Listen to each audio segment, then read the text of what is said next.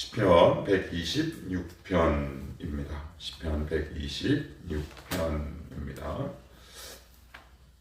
시편 126편. 자, 1절로부터 6절까지를 우리 다 같이 한 목소리로 읽도록 합시다. 시작. 여호와께서 시온의 포로를 돌려보내실 때 우리는 꿈꾸는 것 같았도다. 그때 우리 입에는 웃음이 가득하고 우리 혀에는 찬양이 찼었도다. 그때 문나라 가운데서 말하기를 여호와께서 그들을 위하여 큰 일을 행하셨다 하였도다. 여호와께서 우리를 위하여 큰 일을 행하셨으니 우리는 기쁘도다. 여호와여 우리의 포로를 남방 시내들 같이 돌려 보내소서. 눈물을 흘리며 씨를 뿌리는 자는 기쁨으로 거두리로다. 울며 씨를 뿌리러 나가는 자는 반드시 기쁨으로 그 곡식단을 가지고 돌아오리로다. 아멘. 어떤 사람은 말하기를 기독교를 소망의 종교라고 얘기합니다. 왜 인생이 소망만 있겠습니까? 희망만 있을까요? 절망도 있고 좌절도 있고 낙심도 있죠.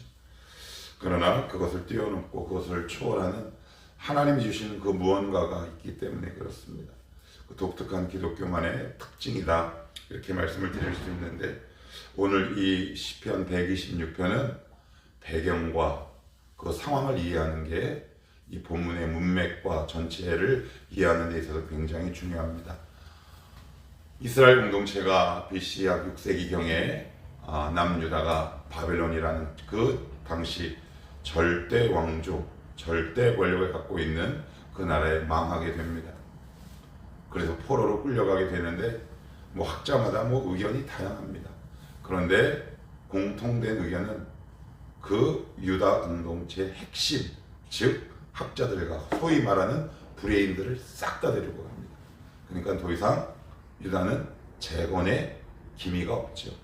모든 핵심 인사들이 빠졌는데 어떻게 나라를 설계하고 통치하고 다스릴 수 있겠습니까? 그리고 나서 예레미야 예언처럼 70년이 지난 이후에 1차 포로기한이 일어나고 그것도 한참 지나서 2차, 3차까지 일어납니다. 1차 포로기한에는 약 42,360명, 그리고 약 100년이 조금 그 근자에 2차 포로기한이 나는데 몇 명이 돌아올 것 같아요? 1750명 정도. 숫자가 확 줄죠. 3차는요, 기록할 수 없을 만큼 숫자가 미미합니다. 근데 우리는 이해할 수 있어요. 바벨론이 너무 좋거든요. 거기 여러분 70년, 100년 살면 한 세대를 보통 30년이라고 한다면 이게 벌써 몇 세대가 흐른 겁니까? 거기가 너무 매력적이죠. 그 당시 예루살렘 공동체, 즉 남유다에서도 예루살렘은 어땠느냐? 이방 민족들이 바벨론 그 제국이 다 이주를 시켜버렸어요. 그래서 예루살렘 곳곳에는 이방 신전들이 가득 찼고요. 이미 예루살렘 실세들은 이방 사람들이 꽉 차고 있었어요. 성전도 건축해야죠. 그들과 치열한 영적 전투를 해야죠. 그리고 건물도 세워야죠.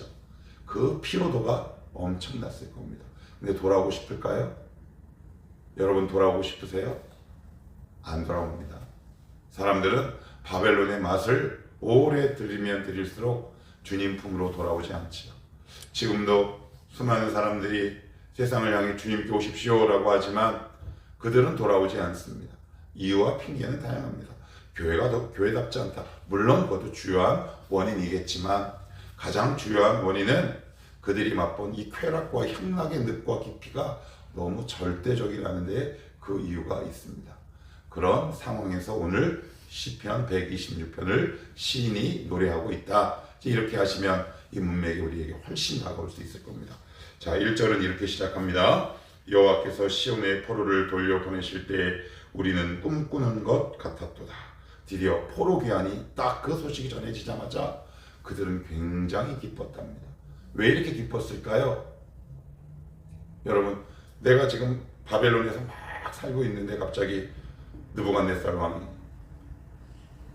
다른 왕이 갑자기 딱 보냅니다. 야, 너희들 돌아가. 그럼 왜 기쁠까요? 기다렸으니까 기쁘죠. 소망하고 바라봤으니까 기쁘죠. 왜 우리 가운데 기쁨이 없나요? 하나님의 말씀을 대한 소망이 없는 거죠. 그러니 기쁘지 않습니다. 그래서 꿈꾸는 것 같았대요. 굉장히 파격적인 표현을 하고 있습니다. 그 정도가 어땠는지 2절은 조금 더 구체적으로 얘기합니다. 그때 우리 입에는 웃음이 가득하고 우리 혀에는 찬양이 찼었도다. 그때 문나라 가운데서 말하기를 여호와께서 그들을 위하여 큰 일을 행하셨도다.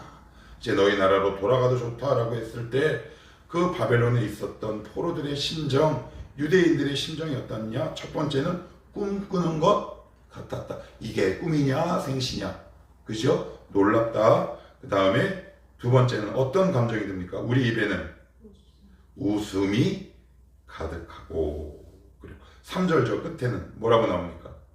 우리는 기쁘도다. 이렇게 얘기합니다. 굉장히 기쁨이 있었답니다. 자, 그런데 여기서 굉장히 놀라운 증거를 하고 있습니다. 2절 맨 끝에 보시면 이런 표현이 나옵니다. 중간부터 보시면 그때 문나라 가운데서 말하기를 여호와께서 그들을 위하여 큰 일을 행하셨다 하였도다. 누가? 문나라가. 안 믿는 사람들이 그 모습을 보고 와, 놀랍다라고 하나님의 역사하심을 인정했다라고 얘기합니다. 언제 인정합니까? 언제? 여러분 얼굴에 기쁨이 있을 때. 돌아온 거는 그 당시 다른 민족들도 돌려보내는 민족들이 있었어요. 그런데 이방 나라들이 특별히 유대인들의 귀한 소식을 딱 듣고, 여러분 예루살렘 공동체가 지금 폐허가 됐죠? 거기 돌아가는 게 뭐가 기쁩니까? 그런데 그들의 얼굴에 기쁨과 웃음이 있었답니다. 그 모습을 보고 믿지 않는 이 세상 사람들이 쟤네 안에 뭐 있구나. 저기 꼬라지를 보면 돌아가도 기쁘지 않은데 힘들 텐데, 그러고 보니 쟤네들 안에는 우리 신과 다른 뭔가 힘이 있구나. 주일의 설교와 맥을 같이 하는 본문이겠죠. 가장 좋은 전도지는 여러분이 지는 기쁨과 미소입니다. 이것이 없는데 어떻게 누군가를 초대할 수 있겠습니까? 이 세상 사람들은 여러분들이 잘 먹고 잘 사는 것을 보고 하나님의 살아계심을 평가하지 않습니다. 그런데 현장에 나가보면 수많은 사람들은 막 이야기를 합니다. 그들의 말에 상처받죠. 듭니다. 그럴 때 하나님이 이 본문을 통해 우리에게 이렇게 도전하고 계십니다. 얘들아, 너 그 말에 왜 기죽냐?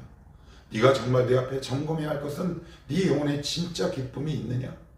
웃음이 있느냐? 감격이 있느냐? 여러분 사도행전에 보시면 제가 몇 번 말씀드렸듯이 사도행전 3장 이하 쭉 내용을 보면 그 유명한 성전 미문 사건이 등장한다고 얘기했습니다.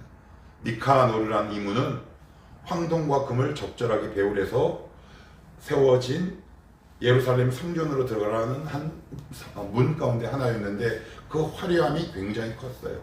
그래서 그 당시 수많은 고대 근동의 관광지였다 그랬습니다. 그래서 그 문을 보기 위해 수많은 사람들이 그쪽으로 일정을 잡곤 했어요. 그런데 사도행전에 보시면 그 문 앞에는 뭐가 있었어요? 국어라는 거지가 있었습니다. 오래된 안전뱅이들이 있었습니다. 그런데 그 문 앞을 베드로와 요한이 이렇게 지나가다가 그 국어라는 거지를 향해 이렇게 선포하죠.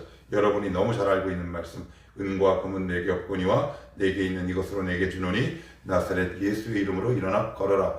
이에 즉시 그들이 일어나 걸었더라. 그랬더니 그 모습을 본 관광 왔던 사람들이 심히 놀랍게 여기며 이르되, 그래요. 관광객들은 미문을 보러 왔는데 미문을 보고 놀란 것이 아니라 무엇을 보고 놀랐다? 예수의 이름으로 일어난 그들의 능력을 보고 놀란 겁니다. 세상 사람들은 여러분 안에 능력이 있는지 죄송합니다. 귀신같이 합니다. 여러분 안에 기쁨이 없는데 이 얼굴로 누구를 전도합니까? 우리의 부모, 우리의 형제자매, 여러분 안에 기쁨과 감격이 있는지 정확하게 압니다. 내가 보기에 제가 행복해 보이지 않는데 엄마, 아빠, 얘들아 교회 가자. 그것은 오히려 예수 그리스도의 복음의 광채를 가리는 행위입니다. 그래서 여러분 안에 기쁨과 웃음이 있는지, 내 안에 생수의 강이 흘러넘치는지를 날마다 점검하셔야 합니다. 이 감격과 기쁨이 없는데 내가 나가서 나누어주는 전도지가 지나가는 휴지밖에 더 되지 않겠습니까? 내가 던지는 말이 그들에게는 낙엽처럼 우수수 떨어지지 않겠습니까? 오늘도 교회 다니지 않는 사람들은 우리의 무엇을 본다? 얼굴을 봅니다. 여러분 안에 향기가 있는지 본다는 말입니다. 그래서 오늘 이 시간 여러분 이따가 기도하실 때 전도하기에 앞서서 이렇게 기도하셨으면 좋겠습니다. 하나님, 제 안에 이런 기쁨과 평안과 미소가 없다면 이것을 회복할 수 있도록 도와주시옵소서. 이것이 진짜 그리스도의 능력이다. 그 모습을 보고 뭐라고요? 이렇게 써 있어요.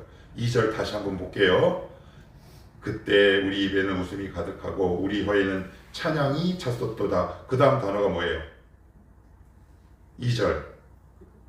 그때가 언젠데요? 찬양이 가득 찼을 때, 얼굴에 감격이 넘칠 때, 기쁨이 넘칠 때 이방 사람 나라들이 보고 와, 하나님이 살아계시구나 라는 것을 느꼈답니다. 왜요? 그들은 이런 기쁨이 없거든요. 그들의 기쁨은 세상의 화려함이 그들의 기쁨인데 자기보다 훨씬 열등하고 못살고 가난한 저 인간 말종들처럼 보이는 저들이 왜 얼굴에 웃어야 되고 왜 웃음이 있어야 되는지 그들의 가치로는 이해할 수 없는 거죠. 여러분, 이 감격이 우리 가운데 있는 거예요. 있어야 합니다. 그런데 대부분은 그렇지 않습니다. 이걸 다 놓쳐버립니다. 그래서 우리는 복음이 더 이상 기쁜 소식이 아니죠. 이 감격을 우리 청월함교회가 누리기를 축복합니다. 그래야 너무너무 안타깝습니다. 너무너무 안타깝죠. 얼마 전에 어떤 교회 앞을 이렇게 지나가다가 이렇게 그 교회를 봤습니다. 제 안에 드는 궁금증. 첫째, 몇 명이 나올까? 두 번째는 그 다음 궁금증. 여기 수많은 교회 출석하는 사람들 중에 감격과 기쁨이 넘치는 영혼은 몇 명이나 될까? 그들이 진짜 성도는 아닐까? 그게 진짜 부흥은 아닐까? 이런 생각이 듭니다. 그래서 말씀을 묵상하면서 그 교회 앞에 이렇게 지나가다가 저도 모르게 이런 기도가 나옵니다. 하나님, 우리 청월함교회 우리 사랑하는 성도들이 이 감격과 기쁨을 누렸으면 좋겠습니다. 우리의 얼굴이 전도집니다. 우리의 넘치는 기쁨의 생수가 진짜 그리스도의 향기요 또 다른 편지 아니겠습니까? 이런 기쁨과 감격이 여러분의 삶에 넘쳤으면 좋겠습니다.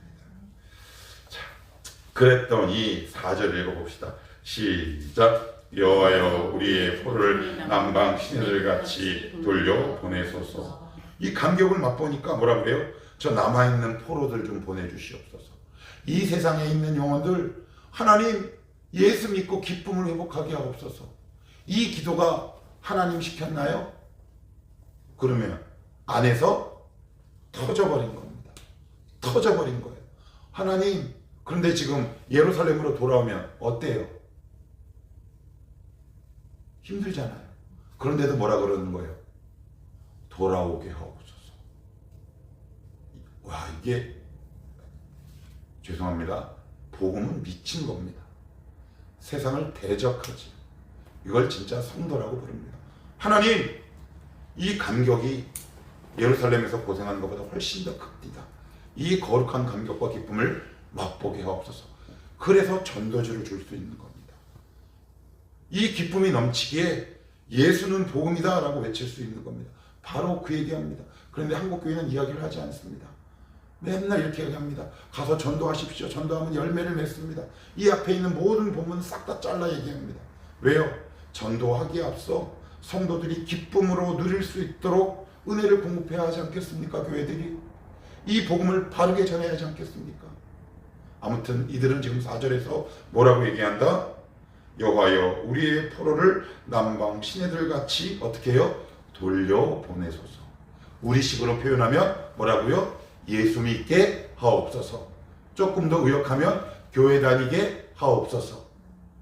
이럴 때 가능하다. 그럴 때 진짜 우리가 내뱉는 외침과 소리가 힘이 있고 감격이 있다. 그러면서 이런 감격이 있으니까 그들이 이제 마지막으로 이런 결단을 합니다. 자, 같이 한번 읽어봅시다. 5절 6절 시작. 눈물을 흘리며 씨를 뿌리는 자는 기쁨으로 거두리로다. 울며 씨를 뿌리러 나가는 자는 반드시 기쁨으로 그 곡식단을 가지고 돌아오리로다. 지금 이 상황은, 예루살렘의 상황은 눈물을 뿌려야 되는 상황이에요. 그 상황이 성경 어디에 나와 있냐면 에스라와 느헤미야에 자세하게 나오는데, 심지어 느헤미야는 에스라의 귀환 이후 13년 이후에 예루살렘 성벽이에요. 성전이 아니라 성벽을 재건하러 딱 갔는데 수많은 대적들이 방해합니다. 그래서 느헤미야가 어떻게 백성들을 지도하는 줄 아십니까? 한 손에는 무기, 한 손에는 성벽 재건에 필요한 연장. 진도가 나갈까요? 안 나갈까요? 안 나갑니다. 힘들까요? 안 힘들까요? 너무너무 힘들어요. 기도도 해야 되고 성벽도 재건해야 되고 우리의 삶이 녹록지 않습니다. 그러나 우리는 무기를 내려놓아야 합니까? 말씀을? 일상을 포기해야 합니까? 아무것도 포기할 수 없습니다. 그래서 많은 의외의 그리스도인들이 이렇게 얘기합니다. 저 너무 그냥 직장도 다니고 저기 뭐 교회 다니고 하려면 너무 바빠요. 예, 원래 그런 겁니다. 그럼 한가할 줄 아셨습니까? 한 손에는 무기, 한 손에는 뭐요? 연장입니다. 느헤미야 4장 가지고 집에 가서 한번 읽어보십시오. 한 손에는 연장, 한 손에는 무기입니다. 그러나 오늘 이 시인은 포기하지 않습니다. 하나님, 제가 그래도 이 역사에 동참하겠습니다. 그래서 이 말씀의 순서를 한번 보십시오. 눈물을 흘리며 무엇을 뿌리는 자? 씨를 뿌리는 자. 우리는 씨를 뿌리지 않죠. 하나님 앞에서 흘리는 이 눈물의 씨는 언젠간 반드시 소망과 기쁨으로 나에게 돌아온다. 그런데 저를 비롯한 다수의 크리스찬들은 눈물도 안 뿌립니다. 그러니 씨를 뿌릴 이유도 없죠. 어떤 것도 뿌리지 않습니다. 때로는 전도의 씨도 줬고요, 때로는 기도와 헌신의 씨입니다. 그 가운데 눈물이 터져 나올 수 있습니다. 그러나 그 길을 중단하지 마시라. 왜요? 하나님께서 반드시 갚으십니다.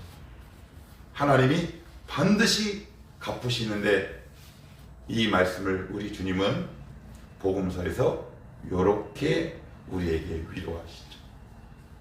30배, 60배, 100배.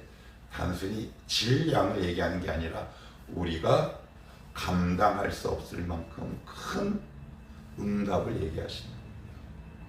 예를 들어 내가 한 시중은행에 100만 원을 적금했는데 1억 원을 주면 힘들어도 하시겠습니까? 하시겠어요? 예, 지금 그 말씀하고 있습니다. 네가 흘린 눈물과 씨보다 내가 너에게 줄 선물이 훨씬 더 많다. 그러니 그때를 바라보며 두려워하지 말고 네가 감당할 일을 오늘도 묵묵히 감당해 나가라. 혹시 지금 뿌리러 나간 중에 눈물이 있으십니까? 아픔이 있으십니까? 하나님 오늘 이 말씀을 통해 우리에게 꿈과 희망을, 소망을 말씀하고 있습니다. 기쁨으로 그 곡식단을 가지고 돌아오리로다. 6절, 기쁨 이전에 무슨 단어가 있습니까? 반드시. 내가 다른 말로 맹세하건대, 이런 뜻입니다.